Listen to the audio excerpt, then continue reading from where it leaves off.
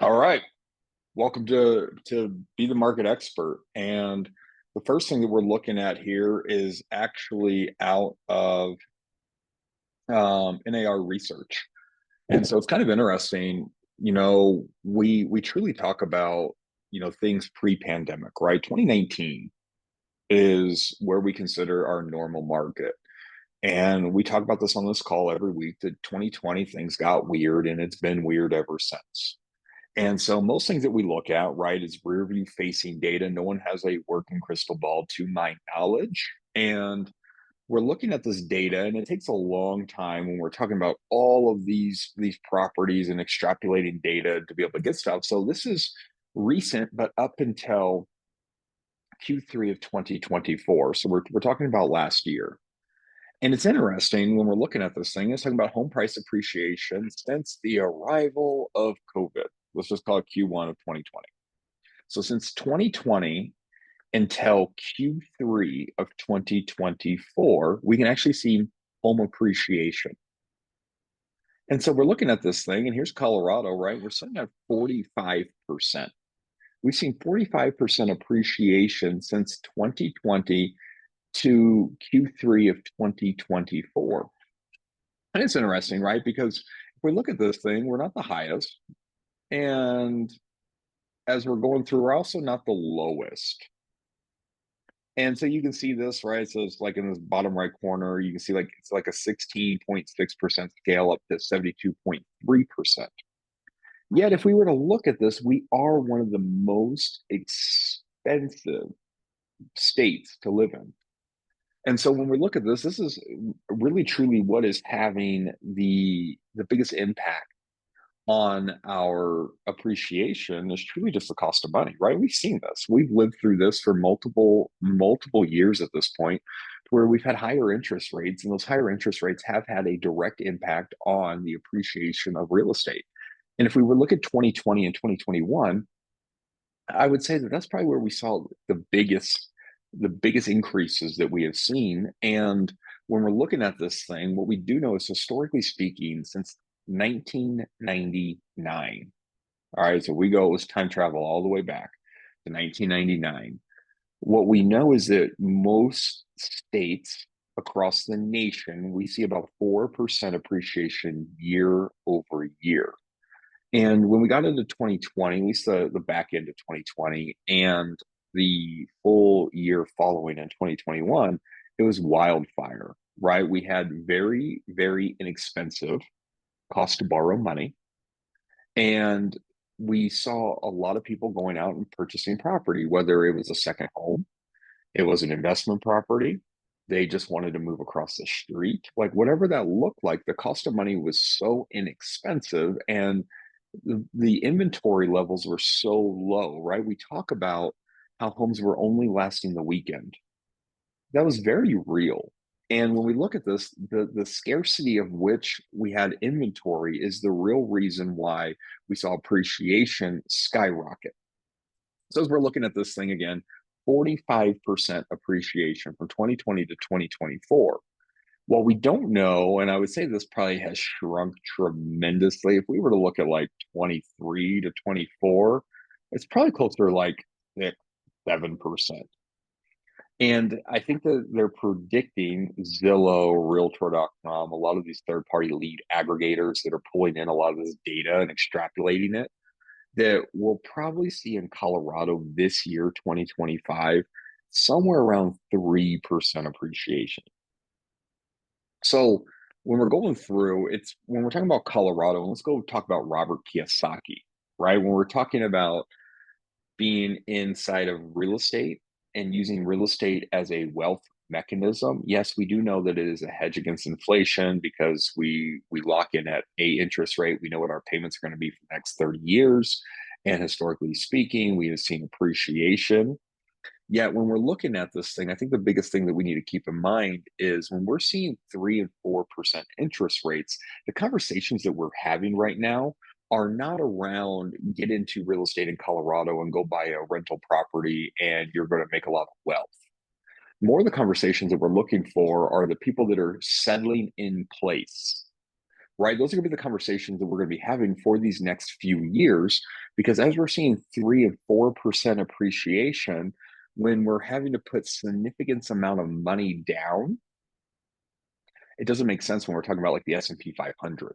All right. So I bring this up to say, yes, we have seen significant appreciation. And when we're talking about 45%, there might be some people that we should be having conversations with today that are looking to leave the state. Like, I think that's very real, especially with taxes and everything else that is happening, geopolitical climates that we're in, anything like insert whatever here. They're still motivated people, and they've seen 45% appreciation from 2020 to 2024. And again, I would say that most of those people that we're probably looking to have the conversations with are probably the 2021, 2022, 2023. Those people probably haven't seen the appreciation, right? In all reality, they very well could be underwater. Like the 2022 people that bought at the height of the market and then it kind of got flat, they could potentially be underwater.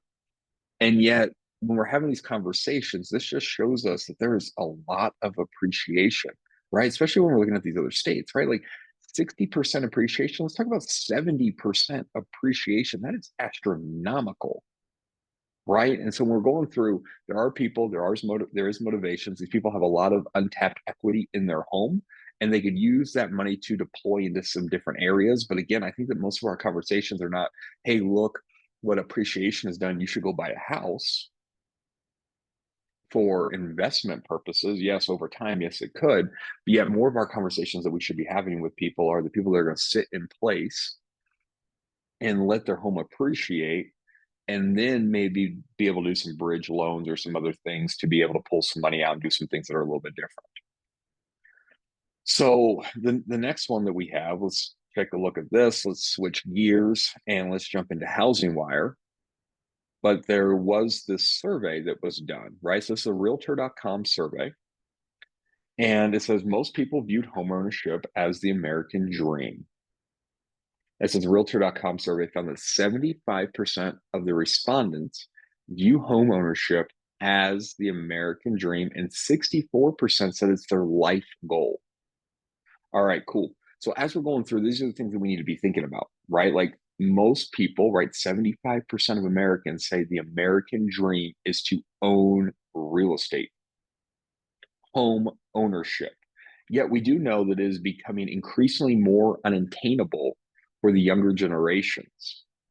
And it's interesting. I was having a conversation, with my family over the weekend, and I did mention something along these lines of how, like, I think the nephews and the niece are going to have a real struggle being able to afford a home in the United States, especially even in Colorado.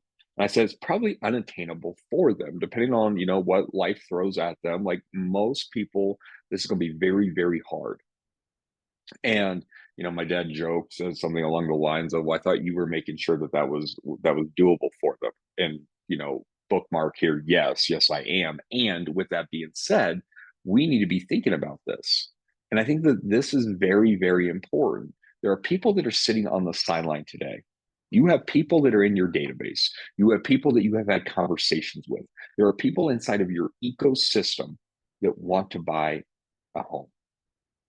And yet, with everything that's going on in the news, with everything that they've been force fed, if you will, CNN, Fox News, YouTube, Twitter, insert whatever news media outlet that you want to, we do know the doom and gloom is what sells, right? Like people are addicted to this.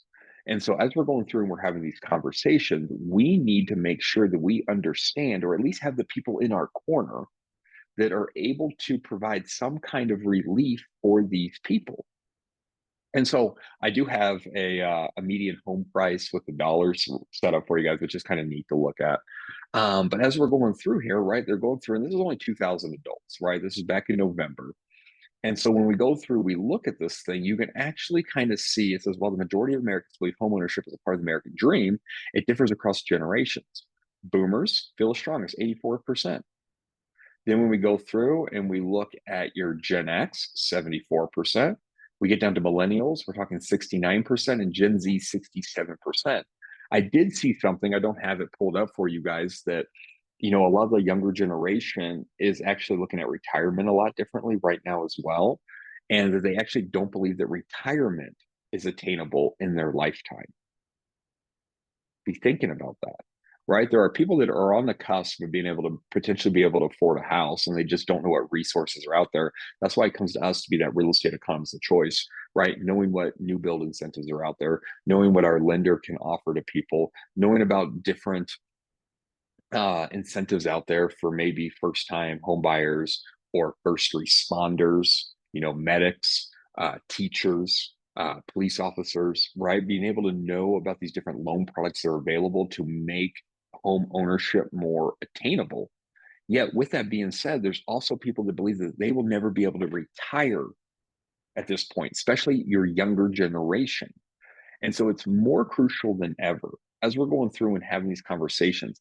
We have left this this speed-based marketplace that we were in. Remember, in like 2021, it was really have a real estate license, make sure everyone knows that you're a real estate agent, and it doesn't matter where you go. There's going to be people that raise their hands with, "I was actually thinking about buying a home." Now we're in a skills-based market. It is still the same concept. We need to go out having conversations, but we need more at bats. We need more conversations with people, and we need these little bits of tools and people in our back pocket to be able to have conversations, to be that real estate economist of choice and say, hey, hey, hey, there is a light at the end of the tunnel. Have you heard about this? People are looking to buy houses. The issue that we're running into right now is the cost of money.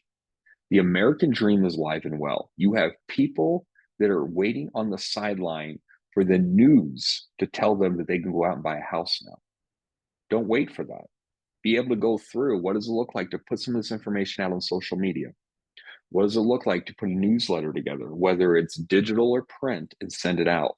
What does it look like to be able to have some of these in a back pocket when you go out on the weekend to a barbecue or to a gathering with your people inside of your ecosystem and be able to sprinkle this out there and to get a feel for what their 1, 3, 5 year goals are and to be able to show them how you can help them. This is very important, guys. Like, I think that, yes, we're going through and we're seeing that the younger generations don't believe that home ownership is the American dream. But I think that the bigger thing that they're doing right now is they're curbing their expectations. Again, I told you that they went through and that most of them don't think that they'll even be able to retire yet alone be able to afford a house. And so, what are we doing to make sure that we have the right information to be able to disseminate this upon the people in our ecosystem to make sure that they know that it is achievable and that we do have a plan for them? So, I showed this on Coffee Talk the other day, and I think this is going to get more and more important as we're going through and we're having conversations. As we are progressing, and this says US 2024 $1 billion weather and climate disasters. So you can kind of see what this map looks like, right? Where we're going through and you can see kind of like what happened, right? We got hurricanes, we got hail in Colorado, we have fire, right? Tornadoes, just severe weather breaks, right? So, like, all of these different things that are happening. And one of the biggest things when we're talking about these billions of dollars, yes, FEMA does come into play with some of these. Yes, it's homeowners' money. And yes, we have insurance companies, right? Like, there's all of these different components that are going through. And when we're looking at this thing, it's very interesting, right? It's interesting because there's multiple things that are at play here. Firstly, when we start thinking about this, and this isn't super awesome. But when we go through, whenever a natural disaster happens, it is almost like a stimulus to the economy. And what I mean by that is it does produce jobs, right? Just think about this, right? When we have a hailstorm that comes through Colorado, we do see all the storm chasers come up here and they start knocking on doors, right? We do see all these roofers coming through, and it does provide money into the economy. When unfortunately, what's happening out in California right now, and the next tab that we'll look at, we'll talk about that, but with those homes burning down, they will have to build more homes. So that means that there will be jobs and everything that are going into the economy. Yes, it's unfortunate the way that it is happening, but that is one thing that's going on. One of the issues that we are running into, though, is, and I think that, like, one of these things that we actually saw with everything that happened down in Florida. I think FEMA said like, hey, we're going to have to cut you off, Florida. Like you guys keep building these houses and these buildings and they keep getting destroyed by where you are putting them. If you're not taking precautions and putting them in place, we're not going to keep shelling out the money. Well, so if FEMA's not coming in and they're not writing blank checks anymore, then who's it going to be on? It's going to be on the homeowner and it's going to be on the insurance company. Well, despite all the cute things that Allstate and State Farm and insert whatever insurance company puts out, like they're a for-profit company, right? I think that's the biggest thing we need to keep in mind. Like they are not doing this out of the kindness of their heart. They are doing this thing. They're taking in money. They're hoping that they never have to pay you out. There is, you can sleep better at night. The lender is lending money. They can sleep better at night. And yet, if they keep getting hammered, what we're going to see is we're going to see prices either go up or they're not going to cover certain areas anymore, right? Like that's the only two options. We're either all going to have to be paying more money and or they're going to stop giving coverage to certain areas. Really the only two options that can happen here. Now, it's very interesting as we're going through, especially with California, because California, I think that they have a state mandate currently in place that reads something along the lines of homeowners are not required to have fire damage coverage.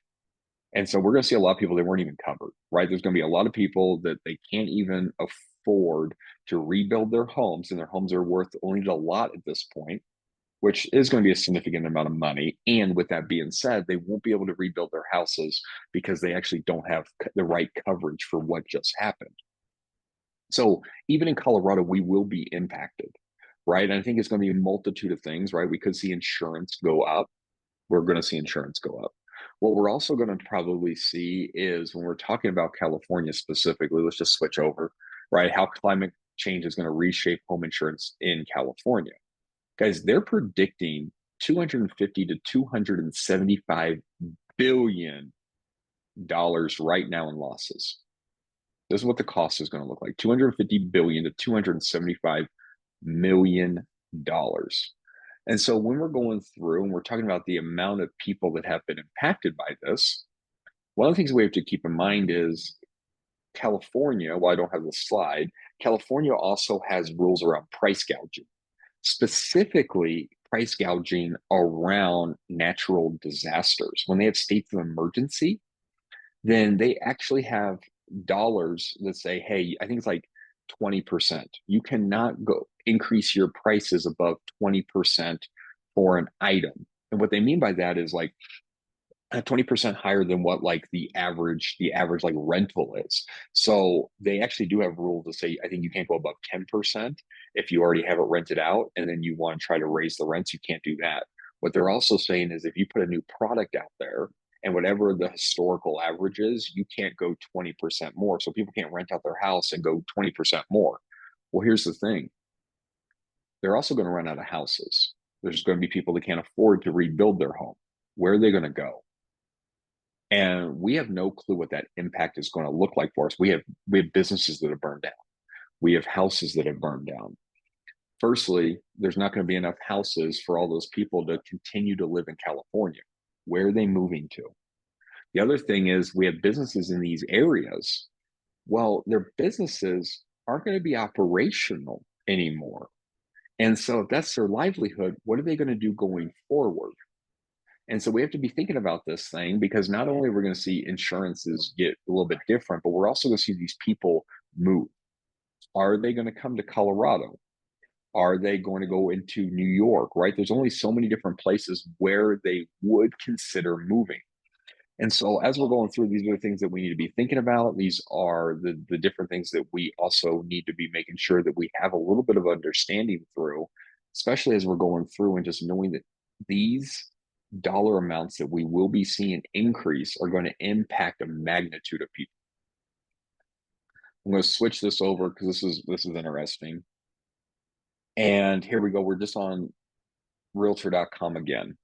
So what we're looking at is county median home prices, Q3 of 2024. Again, we got to look at rear view facing data.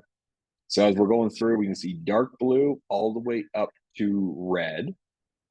And when we're looking at this, let me go back again. what we can kind of see is home prices per area. So check this out. Like when we get into this red area, we can see like Santa Clara County, the median home price as of Q3 of 24 was $1.5 million, right? And when we're looking in Colorado, you can see we have a lot of orange and red as well. So as we're going through, we know that we see a lot of people at least migrating out of Colorado and are going to the Midwest, and we can see why. It's significantly cheaper, right? We're talking anywhere from less than $150,000 to $350,000 homes. That's where all this blue is.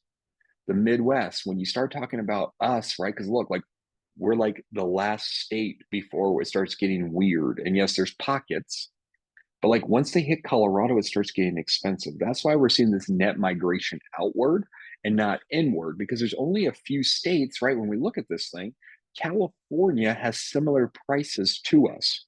Washington has similar prices to us. When we get into the Northeast, similar prices to us. But when we're talking about the vast majority of this map, this is why we're not seeing net positive migration into Colorado, because they would have to leave a larger home with more acreage, more space, come into Colorado, pay more money, potentially get lesser house, lesser of a yard.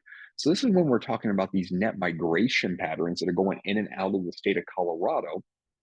There's only a few states that mimic the price that we have. Everywhere else, this vast majority, and I get when we're talking about population, most of the United States population is in here, it's in here, it's in here, and then there's some pockets of it. Yet, when we're talking about just the grand scheme, the larger spaces with homes, and we're talking about space here, right? More spacious homes opposed to multi-mixed use buildings. We're all in here in this Midwest.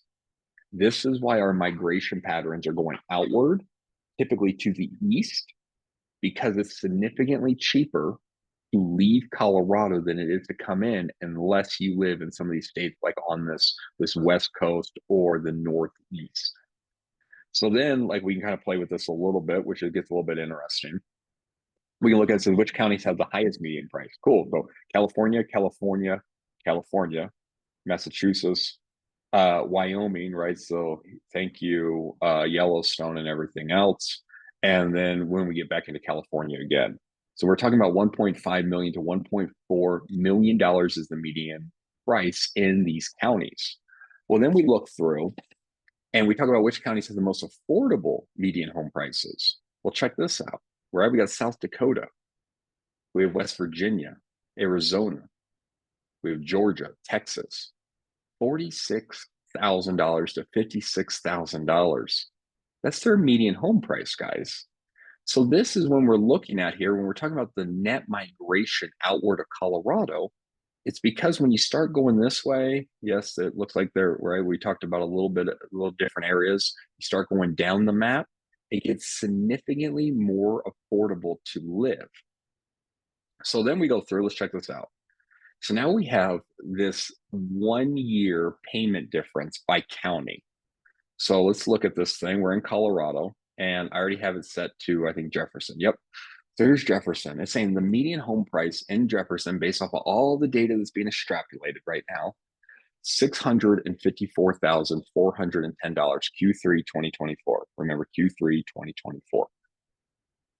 And if we were to go back a year from then,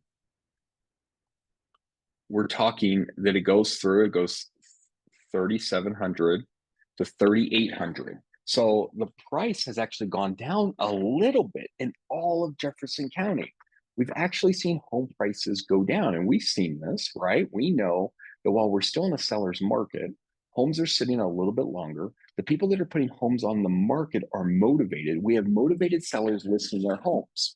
And so what's happening is, to be able to get their homes sold, they are dropping their prices. We are seeing a little bit, at least in Jefferson County. Let's go look in Boulder for fun. So here we go for Boulder. Oh, that's New York. Just kidding. Hold on. All right, Boulder. Median home prices in Boulder, $776,000. We're a little bit cheaper, $170 a month lower this year, right? So we're at 4,400 versus 4,500. Now, if we were to go in, let's look at Denver, for example. So now we're looking at Denver and we're cheaper again. So we are seeing prices come down in Colorado. Yet here's the thing, there's still not enough inventory, right? There's still not enough inventory to have any significant difference. And again, this is monthly mortgage payments. So we have seen interest rates come down a little bit. We have seen the value of home potentially come down in certain areas, still pockets, and yet we still have conversations, especially on Monday, where we're seeing these multiple offer situations. So as we're going through, these are the things that we need to kind of look at and just keep in mind that it is getting a little bit more affordable. Interest rates have come down a little bit. We've all seen home prices come down a little bit. And yet I think this is a very, very interesting slide to put out there, at least for maybe just conversational purposes, right? Like you're going through, maybe you pick something that you're interested in. I'm just going to pick Jefferson County again. And what happens? What kind of conversation will we get into and say, like, hey, did you actually know that it's a little bit cheaper for the median priced home inside of Jefferson County right now? It's $654,000 by $150 per month versus what it was this time last year. Right. It's all about just getting into the conversations and having as many conversations with people as possible and just being that real estate economist of choice. But this is also just very interesting. I'm going to share this in the chat with you guys if you're curious and you want kind of want to play with this a little bit. Kind of a fun little map to look at some different things. So let's look at lead analyst Logan Motoshami from Housing Wire.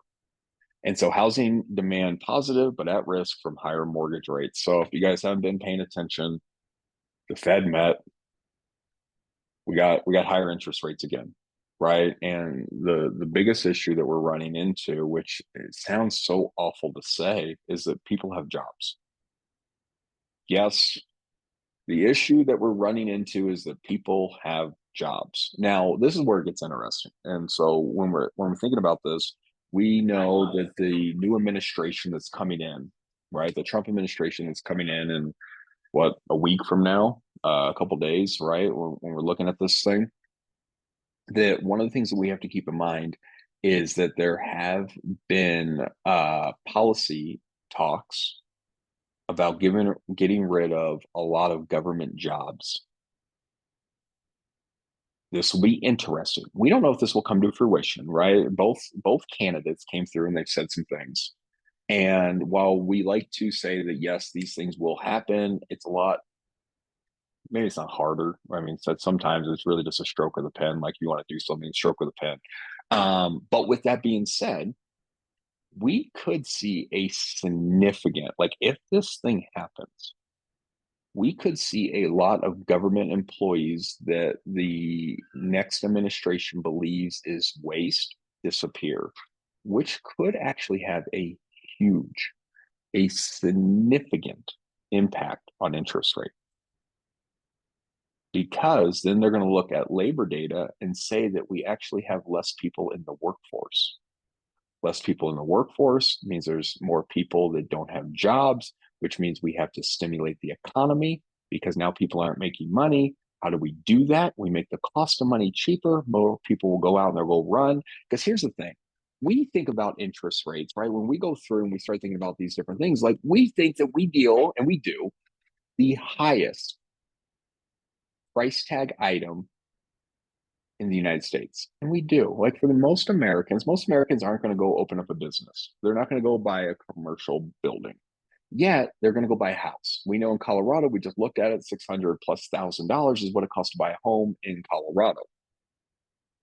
Well, when we're thinking about this, what we also need to think about is if cost of money is going up and people need to borrow money, people aren't starting businesses either. People aren't going out and getting a line of credit to go buy more inventory. They're not going out getting a line of credit to go hire more people. When these rates start coming down, yes, we're impacted. We're absolutely impacted because more people will raise their hand and they'll go out and they'll buy real estate. And what also happens is that more people have the entrepreneurial spirit. They go out, they go buy a business, they go start a business, they go get employees, they go get more product. And this is what stimulates the economy. So, yes, we're hugely impacted, but so are so many other things. And that's why we are so directly tied to the unemployment rate. Less people having jobs, we need to put money into the economy. Too many people have jobs, that means they can afford stuff. They take money out of the economy. That's what this equilibrium is. And this is what they've been playing with. This is no longer about inflation. This is about too many people are employed. So let's look at some stuff. So here's your home sales, right? Pending. Here we are in 2025. We see that we're going down a little bit, but we're still over 2023 and 2024 data, right? Like we're still higher. We are trending downwards. We'll kind of see what this looks like. There's no real indication of why, except for interest rates are going up, right? Like that's the only thing that's really happening right now, which again, especially in Colorado, we have a high price point. So the cost of money definitely affects us unproportionately to a lot of the other states. Purchase application data, right? We're not really going to put a whole lot of, um, backing behind this right now because again, we're seasonal guys. Like we are in a very, very seasonal industry. Like I remember, it's like I was the operations manager for Home Depot, right? And Colorado, we're a very seasonal market, right? We have a summer and we have a winter for the most part, right? Like, and so the products that are coming in, when we're talking about your lawns and different things, like it's skewed. Then you go down to Arizona, right? And you got like 3 summers that they're dealing with and different summer products. But yet with us, when we're going through, we have to keep in mind that we're in a seasonal industry and we're in a seasonal market where when cold, snow, different things happen, things start to slow down. Holidays start to slow things down. So again, we're not going to typically look at too much of this, especially with interest rates. We are seeing purchase application data go down though. So as we're going through, we started off on a little bit of a high note, but as the weeks have progressed, we're seeing less people raise their hand to go talk to lenders. And so this is also why I think it's important, right? We have to keep in mind new builds are their own lender. New builds are not handcuffed by a bank. They're their own bank. And so when you're going out and you're finding out what incentives these new build communities have, these are the conversations that we should be disseminating the information out to our ecosystems. We don't know who wants to buy, and we don't know who's handcuffed by the interest rate. What if we can knock the interest rate down and they can get a brand new house in the process, guys? These are the things that we need to be thinking about to get in front of more people. We're not going to talk about the 10-year yield. We're not going to talk about mortgage rate spreads, but here's your inventory data. We have 24% more inventory on the market than we did this time last year. Again, this was last week, last year. So this is good. We need more and more inventory. More inventory means less appreciation, and for the most part, so we will see appreciation drop a little bit, but we'll also see home prices come down a little bit as well. We need more inventory. We do want to see more of a balanced market because this is the thing, guys. There's a lot of appreciation that's been in homes. Most people, let's be real. Like most people don't want to to own this. But let's think about it. Most people did not earn their appreciation. They bought a house, the home appreciated. They did nothing. They might have painted, they might have changed the kitchen. But when we're talking about, right, what did we just look at? 45% appreciation from 2020 until Q3 of 2024. Most of these people did not do a whole lot outside of go get money, go buy a house, and live in the house. And the market did the rest. When we get more towards a balanced market, yes, the home prices come down a little bit, but they still have all the appreciation that they got in 2020, 21, part of 22, part of 23, part of 24. Like they're still getting some of that, right? Like some of them might be coming off the board, but they're not losing money. I think that's the biggest thing that we have to keep in mind. They're not losing money. But what happens though is so the home prices come down a little bit, but most sellers become buyers. And I think that's what we have to keep in mind. Most sellers become buyers. So when they go to buy a house, the home's cheaper as well. So it's almost like a wash at that point. And that's what we have to keep in mind. So as we're going through and we're having conversations, we do want to see more inventory. Home prices will come down a little bit, but not too many people are underwater. Most people 45% appreciation in Colorado, right? Since 2020. So that's not including people that bought in 2019, 2018, 2017, 2000, right? Like these people have significantly more equity in their home. They're not losing money. Yes, there are some people that are underwater, but that's not the vast majority of Americans in the United States right now, specifically in Colorado. We're going through, we're looking at new listings. This thing got a little bit weird, right? Like we were here, we dropped off, and then we skyrocketed, right? Like here's the new floor. And so as we're going through, there are more listings hitting the market. We're seeing this. We do want to pop up above 2022. We want to live over here. We can actually see 22. The reason why we're seeing this is because homes actually sat on the market. Remember, 2021 to the first part of 2022, interest rates were low. And so when we talk about homes didn't last the weekend, kind of true, because they weren't going through, nothing was happening. They were coming off the MLS so quickly. This is when interest rates spiked. And now we actually see the inventory last longer. Same amount of houses we're hitting. They just sat long enough for us to be able to go through and actually capture them at this point. That's what this is. Price cut percentages, we just know that 1/3 of all homes in the United States take a price cut. And so here we are right now. We're living in between 23 and 24 data. We didn't really see anything here. Interest rates, right? Like this is your interest rate line in 2022. And this is pretty much what the interest rates did. It's not that it's the highest interest rates ever were. It is the velocity of how they went up in a short amount of time is what scared everybody. So we're going through, we're looking a little bit more the week ahead. We're in inflation week. Guys, we don't think inflation week is going to really do anything. This is our issue. Jobless claims. Jobless claims are so low right now that the government, the Fed, doesn't believe that they need to make the cost of money more affordable because you have a job, you should be able to afford it. You want to go buy a house, you have a job, you should be able to go afford it. There's enough people with jobs that if they want a house, they should be able to go afford it. Like that's where the Fed is. And the Fed is not going to drop rates until people start losing jobs. And they're like, okay, panic button. Less people are employed. We need to put money back into the economy. Let's make the cost of money cheaper, and then people will go spend money again. So it says the interesting aspect with the Federal Reserve now is whether they will start making comments about the rise in yields or let it take its own course. A Fed President Logan from the Dallas Fed once said, if the 10-year yield rises, we don't have to restrict or be restricted with our policy. So we're not going to truly dive into that. But again, guys, it really is. There's a correlation between bond markets and rates, the cost of money, but a lot of it is truly tied into jobless claims. And here we go, guys. This is when we came through and we started seeing rates start going up. When we kind of see this, right? Like we're looking from October to January 13th. Let's just look at 1 month time. So this is the end of December until now. We're seeing interest rates go up a little bit, right? And so what we could see, I did hear an economist the other day talk about how we could potentially see 2 rate cuts this year, potentially. What we more want to see is we just want to see this thing flatten out, right? Like if this thing really flattened out somewhere at like 6.5%, 6%, I actually think that's a win. If we can get to 6.5% to 6% and it just stays flat, I actually think you see buyers start raising their hands more so than what we are right now. This going up and then again it going down, this is what scares people. They just don't know what tomorrow looks like.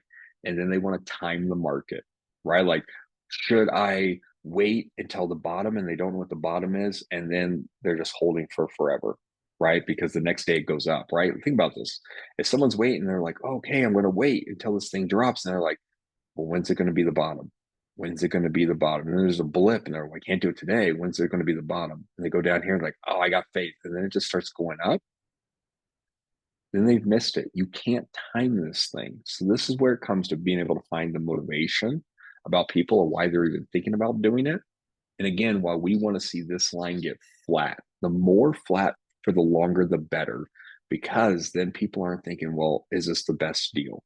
Well, if it's been sitting like this for a month, 2 months, 3 months, it's your best deal. And we know that not too much is going to fluctuate.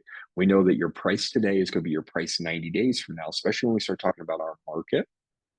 When we're looking at things, especially in Arvada, right? We're talking average days on market 150. Guys, we're at 150 days on market in 8 triple lot 2. Think about that. That's like 5 months, right? When we're talking about this, I guess it's closer to, 4 months, between 4 and 5 months, right? Then where we're talking about days on market, we're getting dangerously close to hitting the balanced market. Now, I'm not saying balanced market's a bad thing. What I am saying is we are starting to creep up there, but yet we also see these pockets of these homes that are priced right. When we take out the outliers, they're sitting for about 3 months. So the right priced homes are sitting for about 3 months. Homes that are overpriced are sitting for about 5 months. So then it just depends on the amount of inventory in each one of those categories, whether we're going to truly be in a seller's market or a buyer's market. Then we're going to see some people, especially when it comes down to the motivated, change some different strategies on how they want to list their home, depending on where they need to be and why they need to be there.